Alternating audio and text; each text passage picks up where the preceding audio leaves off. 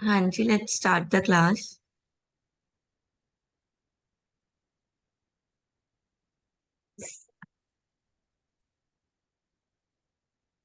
हम चैप्टर 4 पे हैं, decision making and controlling system.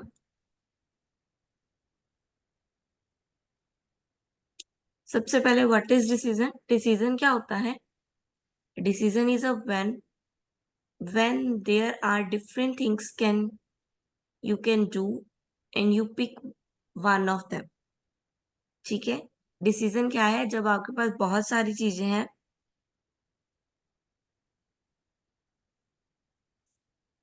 और उसमें से आप एक चीज पिक कर लेते हो। आपके पास बहुत सारी चीजें हैं और आप उसमें से एक चीज पिक करते हो। ठीक है, दैट इज डिसीजन। ठीक है।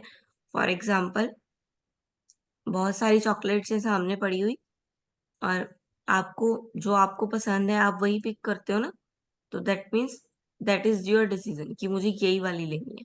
ठीक है। आप क्लोथ लेने जाते हो तब भी क्या होता है, बहुत सारा ऑप्शंस होते हैं आपके पास और जो आपको पसंद आता है आप फाइनली करके बताते हो कि ये ही मुझे लेना है, बाकी मुझे नहीं लेना है। That is your decision. ठीक है। Then type of decision, first is structured decision. Structured decision क्या है? एस्टैब्लिश सिचुएशन के अंदर जब हम कोई डिसीजन लेते हैं। ठीक है। यानी कि हम जब कपड़े खरीदने गए, हम पूरा सोच के जाते हैं कि हमने आज कपड़े खरीदने हैं, शॉपिंग करनी है। तो वो क्या है? एस्टैब्लिश डिसीजन है कि पता है आज कोई ना कोई डिसीजन तो मैं लूंगी ही लूंगी। अनस्ट्रक्चर्ड डिसीजन यानी कि इमरजेंसी में लेना पड़ गया। ठीक है। कोई भी डिसीजन जो आप इमरजेंसी में ले रहे हो। ठीक है। लाइक किसी की तबीयत खराब हो गई, आपने जाना ऑफिस था लेकिन आपको उसका हालचाल पूछने जाना पड़ा, दैट इज इमरजेंसी डिसीजन। एकदम से आपको अपना डिसीजन लेना पड़ा। देन प्रोग्राम डिसीजन क्या है? जो एक रूटीन मैनर में जो आप डेली लो। ठीक है, जो रूटीन मैनर में लिया जाने जाए रोज। ठीक है, मतलब रोज 9 बजे अटेंडेंस लगानी है मान लो, रोज 9 बजे पहुंचना होगा। दैट इज योर डिसीजन कि 9 बजे तक मुझे पहुंचना है। ये प्रोग्राम्ड किया गया है आपके अंदर। आपके अंदर एस्टैब्लिश किया गया है कि 9 बजे तक आपको पहुंचना ही पड़ेगा। That is programmed. Non program यानी कि कॉम्प्लेक्स है, न्यू है, क्रिएटिव है। प्रोग्राम नहीं है, लाइक आपको काम बता दिया लेकिन उसको करना कैसे है ये आप खुद जानो। आप खुद अपने आप देखो कि आपको ये काम कैसे करना है। That is non program. ठीक है। आप नए नए तरीके निकालोगे उस काम को करने के।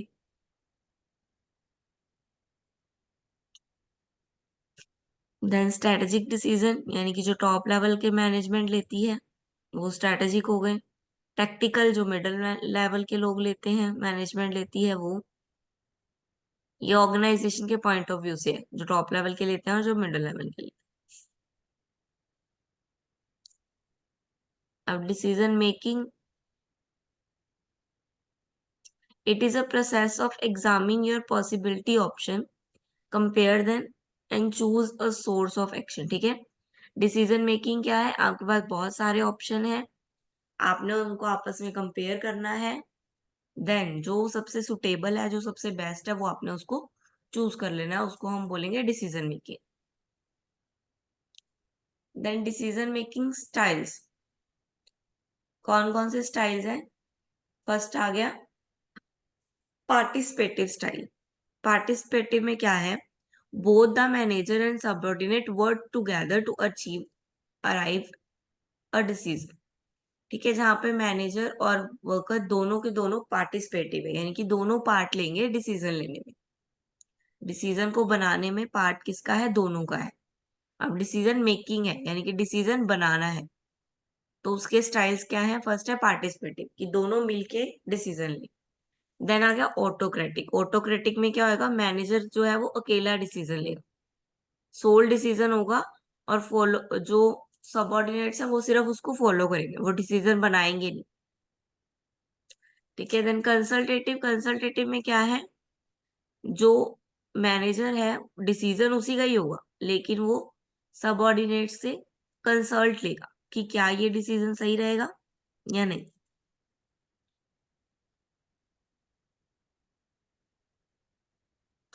वो सिर्फ कंसल्ट करेगा सबऑर्डिनेट से, ठीक है, डिसीजन वो खुद ही लेगा। देन डेमोक्रेटिव, डेमोक्रेटिव में क्या है, सारे के सारे डिसीजन सबऑर्डिनेट्स लेंगे। मैनेजर सिर्फ बताएगा कि मुझे ये काम करना है, जो डिसीजन होगा वो लिया किसके द्वारा जाएगा, वो सबऑर्डिनेट्स के द्वारा लिया जाएगा, ठीक है। मैनेजर अपनी रिस्पॉन्सिबिलिटी पास कर देगा, यानी कि डिसीजन लेने की रिस्पॉन्सिबिलिटी पास कर देगा, और सारे डिसीजन कौन लेंगे, सबऑर्डिनेट्स लेंगे। नाउ प्रोसेस, प्रोसेस क्या है इसकी, डिसीजन लेने की प्रोसेस क्या है, सबसे पहले recognise the problem and need for the decision. सबसे पहले तो प्रॉब्लम फाइंड आउट करना है कि प्रॉब्लम है क्या, ठीक है।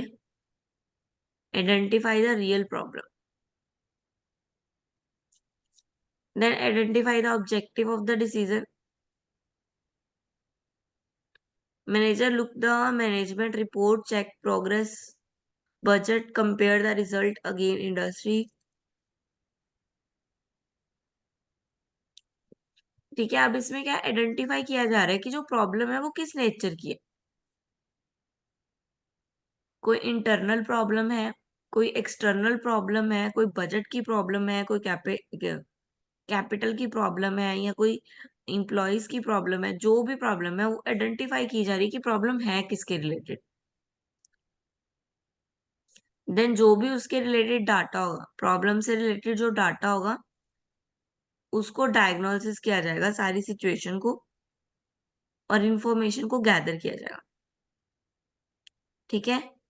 Manager must pull together sufficient information about what the problem occurs, ठीक है। जो प्रॉब्लम आई है उससे रिलेटेड जितनी भी इंफॉर्मेशन है वो सारी गैदर करेगा।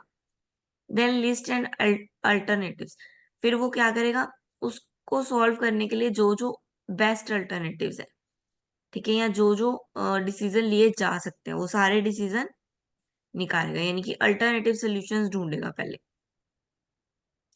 देन सिलेक्ट द बेस्ट, फिर उस अल्टरनेटिव्स में से बेस्ट जो होगा डिसीजन वो निकाल लेगा, बेस्ट आउट ऑफ वेस्ट निकाल लेना, ठीक है।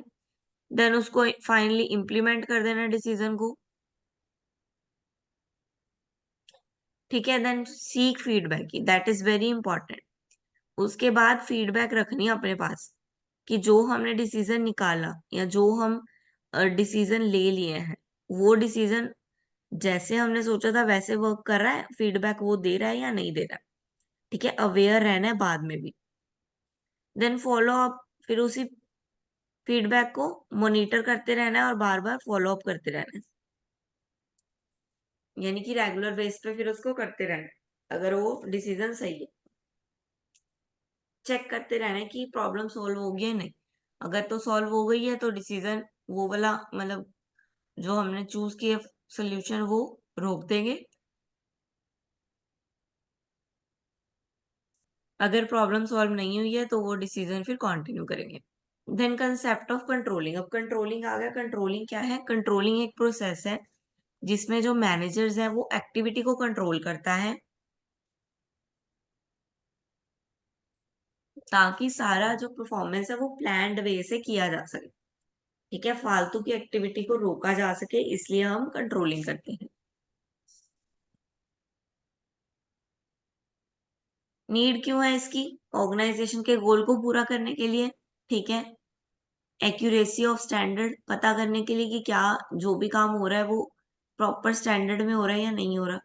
इम्प्लॉयज को मोटिवेट करने के लिए, रिसोर्सेज का पूरा इफिशिएंट यानी कि नो वेस्टेज, वेस्टेज बिल्कुल खत्म करने के लिए हम कंट्रोलिंग करते हैं। इसकी प्रोसेस क्या है, सबसे पहले तो परफॉर्मेंस स्टैंडर्ड जो सेट किए गए हैं, एक परफॉर्मेंस स्टैंडर्ड सेट कर दो, यानी कि एक प्लान जो ऊपर सबसे पहले पहला टास्क है हमारा वो, ठीक है, एक स्टैंडर्ड सेट कर दो कि ये काम है, ऐसे ऐसे करना है, ठीक है। देन फिर जो कर रहे हैं, जो एक्चुअल में परफॉर्म किया जा रहा है, वो तो स्टैंडर्ड सेट किया है, वो वर्क नहीं हो रहा, जो एक्चुअल में परफॉर्मेंस वर्क की जा रही है उसको मेजर करो कि क्या वो अकॉर्डिंग टू स्टैंडर्ड हो रही है या नहीं। फिर दोनों को कंपेयर करो, चेक करो कि जो हमने सोचा था, जो हमने स्टैंडर्ड बनाया था, क्या एक्चुअल परफॉर्मेंस भी सेम वैसे ही वर्क कर रही है।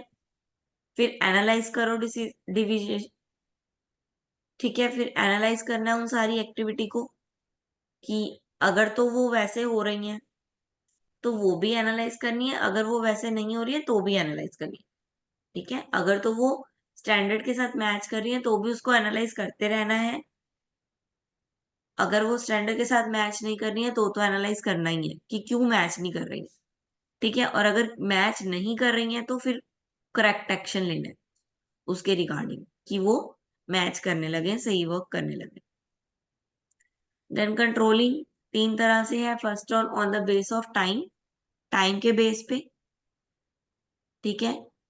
फीड फॉरवर्ड, कंक्रीट और feedback. Then based on decision controlling system, market control, bureaucratic control और plan control. Then management level के बेस पे ऑपरेशनल, स्ट्रक्चर, टैक्टिक और strategical.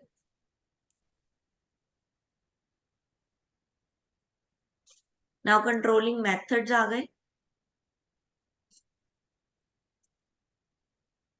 First is financial and second is non financial, ठीक है। Financial, non financial क्या है? Non financial controlling method क्या है? जिसमें फाइनेंस की जरूरत ही नहीं है, ठीक है। लाइक उनको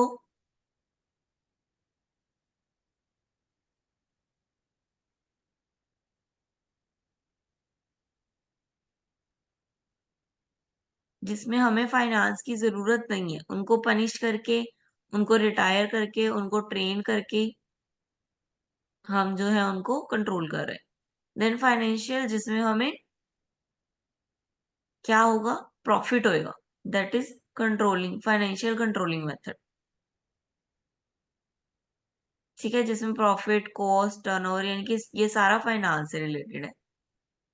देन कंट्रोलिंग टेक्निक्स आ गई। फर्स्ट टेक्निक है बजटिंग। बजटिंग क्या हुआ? एक स्टेटमेंट है, ठीक है, जिसमें सारा financial and non financial terms जो है एक्सप्रेस की जाती है। मेनली बजट जो होता है वो मॉनेटरी टर्म्स में होता है, ठीक है। बजट किस लिए बनाते हैं हम? For future period of time, ठीक है। Then budgetary control, various budget figure को क्या कर रहे हैं इंटरप्राइजेस में? कंपेयर किया जाता है बजट फिगर जो एक्चुअल में हो रहा है उसके साथ। जो हमने बजट बनाया था और जो एक्चुअल में बजट हो रहा है उन दोनों को कंपेयर किया जाएगा बजटरी कंट्रोल में, ठीक है। Then cost control, cost control में क्या है? कोस्ट इफेक्टिव देखा जाएगा, कोस्ट के रिलेटेड देखा जाएगा कि कम कोस्ट लगे, ठीक है, फिक्स कॉस्ट कम आए। इन्वेंट्री में, इन्वेंट्री पे ध्यान दिया जाएगा कि वेस्टेज ना हो, ठीक है, स्मूथ एंड अनटरप्टेड फंक्शनल हो।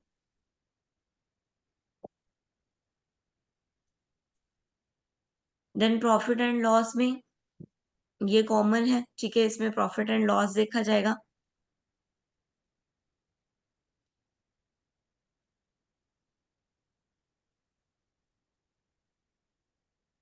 Expenses and profit of different department or the different product are compared with that of each department of the product,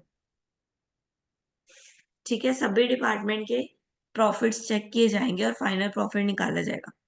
then statical data, statistic data क्या है? परसेंटेज, रेशो, इनके साथ compare करना सबको।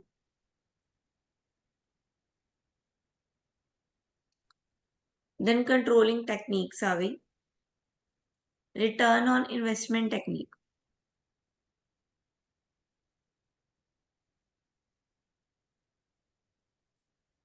Return on investment में क्या है? Profit और कैपिटल का जो रिलेशन है, यानी कि जितने पैसे लगाएंगे उतना प्रॉफिट होगा, इन दोनों का जो रिलेशन है उसको हम बोलेंगे return on investment. Then program evaluation and review technique, नाम नाम से क्लियर किया करो, प्रोग्राम इवेल्युएशन, यानी कि जो जो प्रोग्राम्स हम कर रहे हैं, परफॉर्म कर रहे हैं, उसको क्या करना है, इवेल्युएट करना है, देन उसका रिव्यू निकालना है कि हमें उससे रिव्यू टेक्निक निकालनी है कि उसको नेक्स्ट टाइम कितने अच्छे से कैसे किया जा सकता है। Then management information system, name name name से ही सारा आंसर है, नेम में ही सारा आंसर है।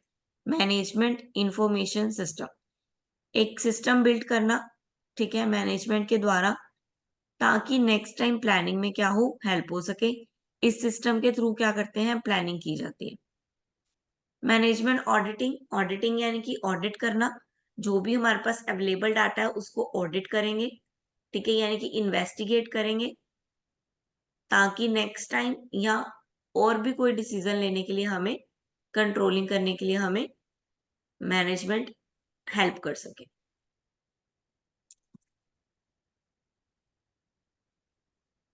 Is it clear to all? हाँ जी, चैप्टर 4 क्लियर है सबको? Have you any doubt?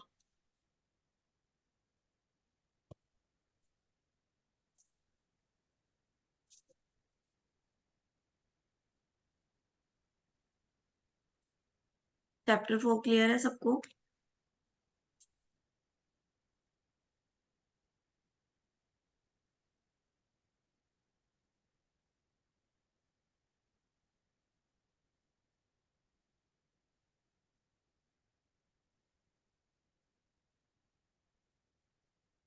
Okay, then move to the next chapter 5, that is leadership. Leadership क्या है? Leadership is a process where an individual influence a group of individual to achieve a common goal। Leadership क्या है?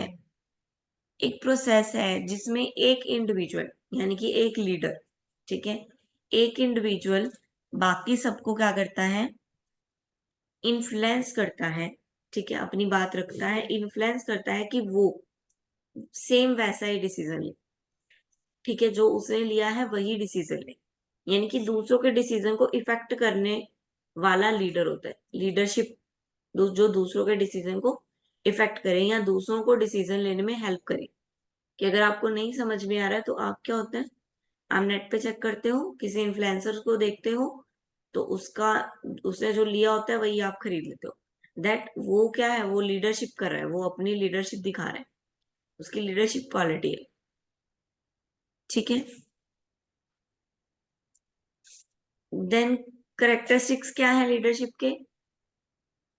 वो दूसरों के behaviour को influence कर सकता है, आपके बिहेवियर को इन्फ्लुएंस कर सकता है, यानी कि जो वो डिसीजन ले रहा है आपको वो इन्फ्लुएंस करता है कि आप भी वही डिसीजन लो। इनर पर्सनल प्रोसेस, ये इंटरपर्सनल प्रोसेस है लीडर और फॉलोवर की, जिसको हम फॉलो करते हैं हम उसकी बात मान लेते हैं, और ये लीडर जो फॉलोवर है ये उनकी पर्सनल चॉइस होती है कि वो किसको अपना लीडर बनाते हैं। Then attainment of common organisation goal, common goal जो है उसको अटेन करके रखना, ठीक है, ये जो वर्क जो लीडरशिप चल रही है वो किस लिए होती है, कॉमन गोल के लिए। आप भी किसी को फॉलो कर रहे हो क्योंकि आपका उसमें इंटरेस्ट है, उसकी बात में, ठीक है, और वो क्या है, वो आपका वही इंटरेस्ट को फॉलो करके चल रहा है ताकि आप उसको फॉलो करते रहो। देन कॉन्टिन्यू प्रोसेस, लीडरशिप क्या है, कॉन्टिन्यू प्रोसेस है, ये कभी खत्म नहीं होती। ग्रुप प्रोसेस, ठीक है, इसमें लीडर क्या करता है, आप फॉलोवर्स क्या है उसके बढ़ते रहते हैं, तो ये ग्रुप प्रोसेस बन जाता है। वो अपनी बात एक पर्सन को नहीं कह रहा, बहुत सारे पर्सन को कह रहा है। Depend on the situation, situation पे डिपेंड है, आपकी कैसी सिचुएशन है, ठीक है, लीडरशिप के स्टाइल्स पे डिपेंड है। लीडरशिप स्टाइल्स एंड पैटर्न्स, ठीक है, डिफरेंट डिफरेंट लीडरशिप के स्टाइल्स हैं और पैटर्न्स हैं जो लीडर फॉलो करते हैं अपने इन्फ्लुएंसर को इन्फ्लुएंस करने के लिए, अपने फॉलोवर को इन्फ्लुएंस करने के लिए। देन इंपॉर्टेंस क्या है इसकी, इससे आप इनिशिएट डिसीजन ले सकते हो। आपने लीडर को देखा, आपको उसकी बात पसंद आई, आपने डिसीजन ले लिया। देन प्रोवाइडिंग मोटिवेशन, ये लीडर्स जो है वो मोटिवेशन भी प्रोवाइड करते हैं, फाइनेंशियली भी और नॉन फाइनेंशियली भी। प्रोवाइडिंग गाइडेंस गाइडेंस देते हैं आपको, सुपरवाइज करते हैं कि जो हमने गलतियां की वो आप ना करो। Then creative confidence, confidence create करते हैं, ठीक है। बिल्डिंग वर्क इन्वायरमेंट, एक वर्क इन्वायरमेंट बिल्ड हो जाता है उनकी वजह से। वो आपको अच्छे से लीड कर पाते हैं, आपकी प्रॉब्लम सुन पाते हैं, वो सॉल्व कर पाते हैं आपकी प्रॉब्लम, तो आपको एक उन पे ट्रस्ट हो जाता है, तो एक बिल्ट इन्वायरमेंट हो जाता है वर्क इन्वायरमेंट। देन कोऑर्डिनेट, आप आपस में अच्छे से कोऑर्डिनेट कर पाते हो, क्योंकि आप उसको लीडर मानते हो तो आप उसकी बात मानने लगते हो, तो कोऑर्डिनेशन अपने आप बन जाता है। Creative successor, subordinate in that manner have success with a future easily in his absence he create more leaders। Leader क्या करता है, अपने लिए आने वाले टाइम के लिए और लीडर तैयार करता है, ठीक है, अपने ही फॉलोवर में से लीडर तैयार करता है ताकि आने वाले टाइम में मुश्किल ना हो। इंड्यूस चेंजेस, इंस्पायर करता है एम्प्लॉयज को कि वो जो भी ऑर्गेनाइजेशन में नए चेंज आ रहे हैं उसको जल्दी से अडॉप्ट कर लें, रेसिस्टेंस ना हो उनको चेंज करने में, ठीक है, यानी कि उनको प्रॉब्लम ना हो चेंज करने में। देन लीडरशिप स्किल्स, यानी कि स्किल्स यानी कि क्वालिटी, क्या क्या उसमें क्वालिटी होनी चाहिए। फर्स्ट आ गया पीपल स्किल, पीपल स्किल में क्या आएगा, लर्न हाउ टू डेलीगेट, यानी कि अपनी बात रखनी कैसे है वो उसको आना चाहिए। रिसीविंग और गिविंग फीडबैक, नॉलेज होनी चाहिए उसको कि उसको क्या बताना है क्या नहीं बताना। अंडरस्टैंडिंग बिहेवियर होना चाहिए उसका, और टीम में काम करने के लिए वो एबल होना चाहिए, सिर्फ अपना अपना नहीं होना चाहिए उसको, लोगों का भी वेलफेयर की बात करेंगे। देन उसके पास कम्युनिकेशन स्किल होनी चाहिए, ठीक है, ठीक है, यानी कि उसकी टॉक जो है वो इंस्पायर करे दूसरों को। देन डिसीजन मेकिंग स्किल, फटाफट डिसीजन ले सके, इफेक्टिव डिसीजन और जल्दी ले सके। प्रॉब्लम सॉल्विंग स्किल होनी चाहिए उसके पास, लीडर है तो उसको प्रॉब्लम सॉल्व करनी, डिफरेंट डिफरेंट प्रॉब्लम्स आ सकती है उसके पास, अलग अलग तरह की प्रॉब्लम्स आ सकती हैं, उसको कैसे सॉल्व करना है उसको पता होना चाहिए। स्ट्रेटेजिकल थिंकिंग, उसकी थिंकिंग जो है वो ब्रॉड होनी चाहिए, ठीक है, उसकी थिंकिंग ब्रॉड होनी चाहिए। देन ये मैनेजर्स हो गए और ये लीडर्स हो गए, ठीक है। देन आ गया लीडरशिप स्टाइल्स, लीडरशिप स्टाइल्स में सबसे पहला है ट्रेडिशनल लीडरशिप स्टाइल, जिसमें ये तीन आते हैं। ट्रेडिशनल के तीन लीडरशिप स्टाइल हैं। फर्स्ट है ऑटोक्रेटिक, ऑटोक्रेटिक में क्या है, सेंट्रलाइज डिसीजन है, यानी कि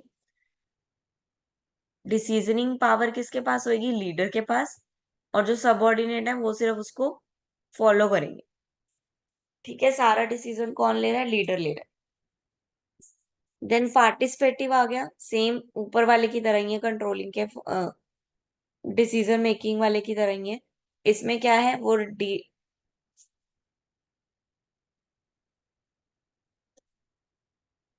इसमें क्या है, सबऑर्डिनेट मिलकर डिसीजन लेंगे, पार्टिसिपेटिव होएगा सबऑर्डिनेट्स का, वो अपनी राय रख सकते हैं।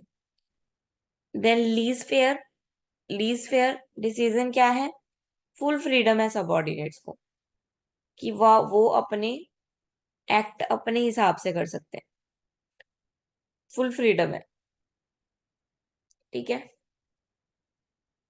देन ट्रांजेक्शनल लीडर क्या है, set of activity that involves an exchange between follower and leaders and deal with daily task, ठीक है, जो डे टू डे टास्क है उसको बोलेंगे ट्रांजिशनल लीडरशिप, ठीक है, जो डेली टास्क में उसको लेने पड़ते हैं।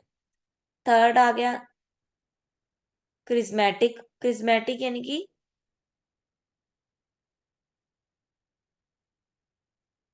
किसी का क्रिज्मा ही ऐसा होता है, ठीक है, कि उसको देखते ही हमें लगता है कि हाँ यही जो इसने डिसीजन लिया वही सही है, ठीक है, तो वो क्या क्रिज्मेटिक, लाइक जो हमारे फॉलोवर्स, जो हम जिनको हम फॉलो करते हैं रील्स वगैरह पे, इंस्टा पे, तो वो क्या है, वो सब क्रिज्मेटिक है, वो क्रिज्मा दिखाते हैं। ठीक है, एक चमक दिखाते हैं कि हम उनको फॉलो कर लेते हैं। और इस लीडर को अपने डिसीजन पे डाउट नहीं होता, फुल कॉन्फिडेंस से डिसीजन लेते हैं। ट्रांसफॉर्मेशनल लीडर, ट्रांसफॉर्मेशन लीडर क्या है, जो मोटिवेट करते हैं जो दूसरों को सिखाने के लिए, उनका विजन क्या है, दूसरों को सिखाना।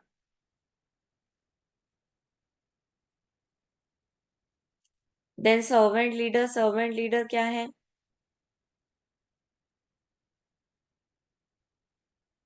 जो नीड पड़ने पर मीटिंग की लीड, मीटिंग को लीड करेगा।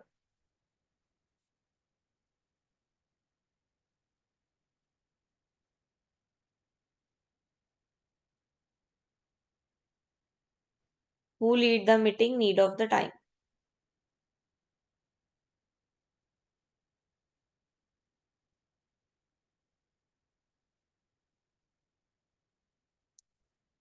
ठीक है, इनको पावर मिल जाती है because of their ideas and ethics.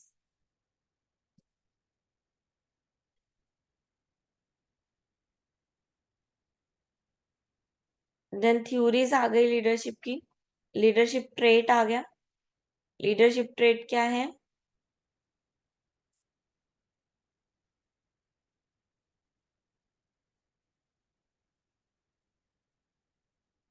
यानी कि लीडर के पास ऐसी क्वालिटी है कि वो एक राइट डिसीजन ले सके राइट टाइम पे।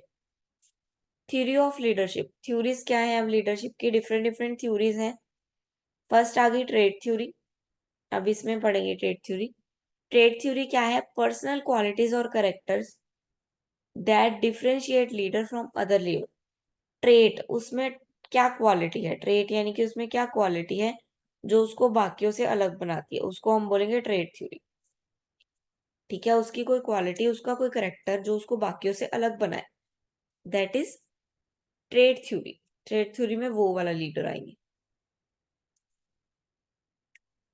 और जैसे मोदी जी हैं, मोदी जी जब भाषण देते हैं या जब बोलते हैं तो सब क्या हो जाते हैं, सब उनको सुनने लगते हैं, नहीं भी सुनना तो भी सुनने लगते हैं। ठीक है, जो वो बोलते हैं वो सच लगने लगता है ना।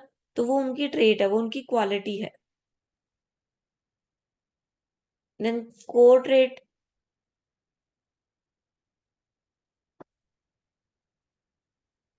ठीक है, कोर ट्रेट यानी कि मेन मेन ट्रेड्स कौन से हैं, सबसे पहले आ गया अचीवमेंट, जिन्होंने हाई लेवल अचीव किया होगा।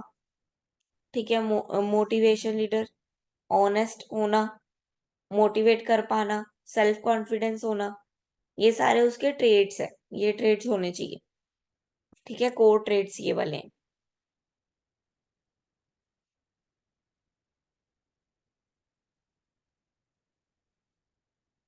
डन आ गया behaviour theory.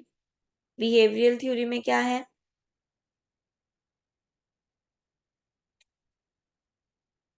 a particular behavior of the leader provides greater satisfaction to the follower so they can recognize him as a good leader। उसका बिहेव, वो कैसे बिहेव करता है, उसका जो बिहेवियर है वो क्या है, उसके फॉलोवर को इफेक्ट करता है। ठीक है, पर्टिकुलर बिहेवियर, जैसे वो पर्टिकुलरली बिहेव कर रहा है वो उसके फॉलोवर्स को इफेक्ट कर रहा है। तो ये आ गया बिहेवियर थ्योरी, यानी कि उसका बिहेवियर डिपेंड करता है कि वो एक अच्छा लीडर है या नहीं।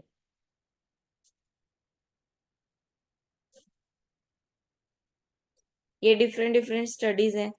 ठीक है, टास्क सेंटर और एम्प्लॉय सेंटर। टास्क सेंटर में क्या होगा, लीडर बिहेवियर में वो सिर्फ टास्क को सेंटर में रखेगा, टास्क पहले, एम्प्लॉयज बाद में।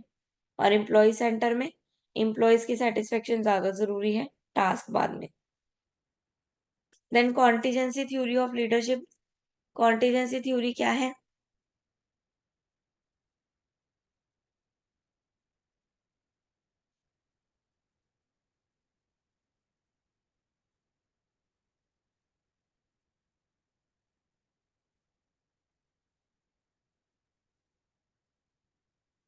Leader member relationship. कॉन्टिजेंसी यानी कि किस टास्क को या किस वर्क को सबसे ज्यादा रिकॉग्नाइज किया जा रहा है, वो उसका कॉन्टीजेंट हो गया। ठीक है, कॉन्टीजेंट हो गया, तो उसके बेसिस पे कॉन्टीजेंट थ्योरी हो गई। तो लीडर मेंबर रिलेशनशिप, दोनों का रिलेशनशिप कैसा है? ठीक है, मेंबर्स क्या विलिंग है लीडर के डिसीजन को एक्सेप्ट करने के लिए? ठीक है, वो भी उसके डिसीजन से इफेक्ट होते हैं, इन्फ्लुएंस होते हैं या नहीं? देन टास्क स्ट्रक्चर रूटीन्ड है या नॉन रूटीन्ड है? ठीक है, डेली बेसिस पे टास्क करना है या डेली बेसिस पे नहीं है? देन लीडर पोजीशन पावर, वो अपनी पावर का कैसे इस्तेमाल करता है? देन फेवरनेस तो नहीं करता?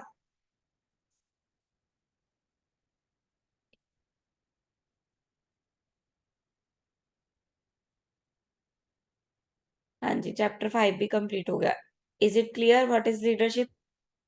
क्लियर है सबको?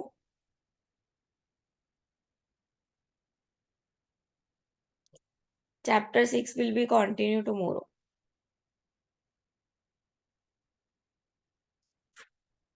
हाँ जी, ये GXA4AC, ये कौन है? Right your name in a chat box.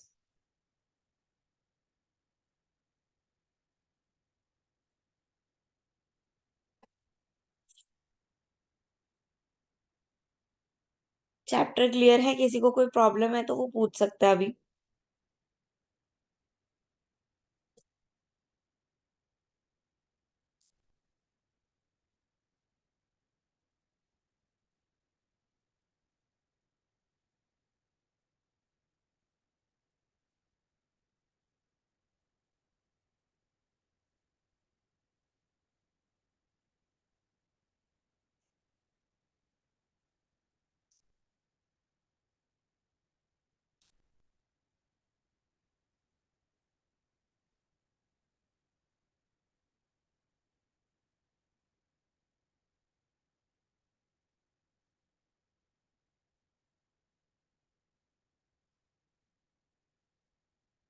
बेटा अपना नाम लिखो।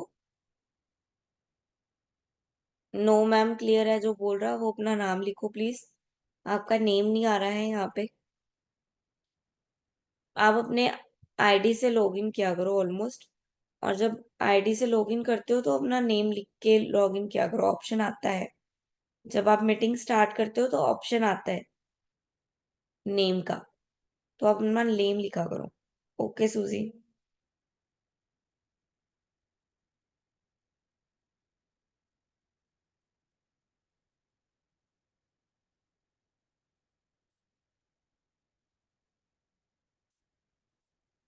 ओके, चैप्टर जो नेक्स्ट चैप्टर है वो हम कल शुरू करेंगे।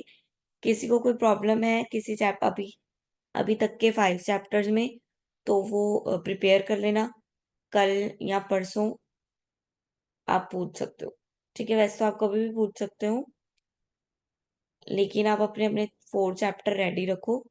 किसी भी पॉइंट पे आपको दिक्कत लगती है, रीड करो एटलीस्ट 1 इन अ डे, ताकि आपको एग्जाम के टाइम पे उसको एकदम से ना पढ़ना पड़े। ठीक है, तो एक बार दिन में पढ़ लिया करो जो मैंने पढ़ाया होता है, तो वो पक्का हो जाएगा आपका। फिर आपको बार बार नहीं पढ़ना पड़ेगा। आपके आगे जब हम बात करेंगे तो आपको याद आ जाएगा कि क्या था लीडरशिप। ठीक है, ओके।